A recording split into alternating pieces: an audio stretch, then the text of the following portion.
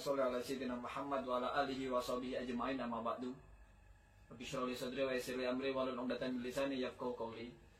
Sebagaimana saya sudah bilang sebelumnya, bahwa saya akan mengupas tentang ghibah karena populer sekali ini ya. Saya ambil referensinya dari kitab ulama Nusantara, yaitu Sirajut Thalibin, syarahnya Minhajul Abidin, karya ulama Kediri Syekh Ihsan Al-Jampes ya. Di sini tertulis summa innal asla fil ghibati al-hurmatu. Hukum asal dari ghibah itu adalah haram. Ikruka ahoka bima yakrahu.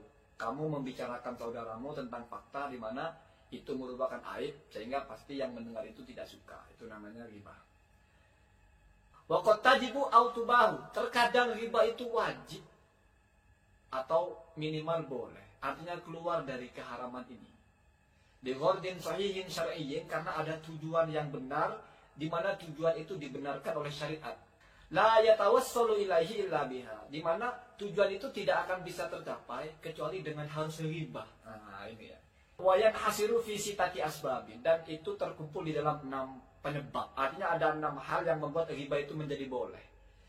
Saya ambil kepada yang keempat, ar-rabi' tahdirul muslimina minasyarri wa nashuhum kajarhir rawati wasyuhudi wal musannifina wal mutasaddina li ifta'in aw ilmin aw qira'atin ma'a adami ahliyatin aw ma'a nahwi fiskin aw bid'atin wa hum du'atun ilaiha fatajuzu ijma'an bal tajibu wa ka'an yushira wa illam yustashar ala muridi tazawujin aw mukhalatatin li ghairihi fi amrin diniyin aw dunyawiyyin aw qad alima fi dzalikal ghairi qabihan munaffiran kafiskin aw bid'atin aw tama'in aw ghairi dzalika kafakrin fi zawji bitarki tazawujihi. Di sini dijelaskan bahwasanya poin keempat di mana ghibah itu wajib. Ini wajib ya. Tahdzirun nasi minasyarri. Tujuannya ingin menghindarkan atau memperingatkan manusia dari sebuah keburukan. Jadi ada sesuatu yang buruk, kita khawatir manusia terjebak kepada keburukan tersebut, maka kita ingatkan, kita wanti-wanti. Itu masuk kepada ghibah yang memang harus. Tidak bisa kalau tidak seperti itu caranya. Jadi jangan terlalu sensitif kok ngomong keburukan orang. Nah, Al-Quran ngomong keburukan orang ya ada, ngomongin Fir'aun ya ada, ngomongin Namrud ya ada. Ngomongin Fir'aun nanti kamu makan daging Fir'aun ya. Enggak begitu juga. Jadi ada poin-poin di mana memang harus dighibahin, tidak ada cara lain. Sekarang kalau dikaitkan dengan konten YouTube, ada orang bikin YouTube, orang itu juga pernah menipu orang ini, itu kan keburukan, ghibah. Tapi kita sampaikan itu untuk menyelamatkan agar tidak terjadi korban lagi. Jelas paham ya? Ini untuk menyelamatkan. Walaupun memang kita omongkan itu ghibah, tapi untuk menyelamatkan. Tujuan yang benar menurut syariat, menyelamatkan. Bahkan wa illam yustashar, walaupun orang itu nggak minta petunjuk. Nah, itulah pentingnya, Anda harus paham ya. Pemerintah kita kan begitu. Walaupun kita tidak dimintai petunjuk, tapi kalau kita merasa tahu persis itu bermasalah, maka kita kasih tahu kepada orang yang akan berbaur dengan dia. Dia tidak terjebak. Misalnya ada satu konten yang melakukan pembodohan. Terus kita melihat konten ini tidak baik kalau ditonton. Maka kita bilang jangan tonton konten itu, cukup sebetulnya. Tapi kalau memang butuh penjelasan, butuh pembongkaran, kita bongkar konten ini ternyata begini. Ternyata A, I, U, E, O. Ternyata babi, bu, bebo, begini.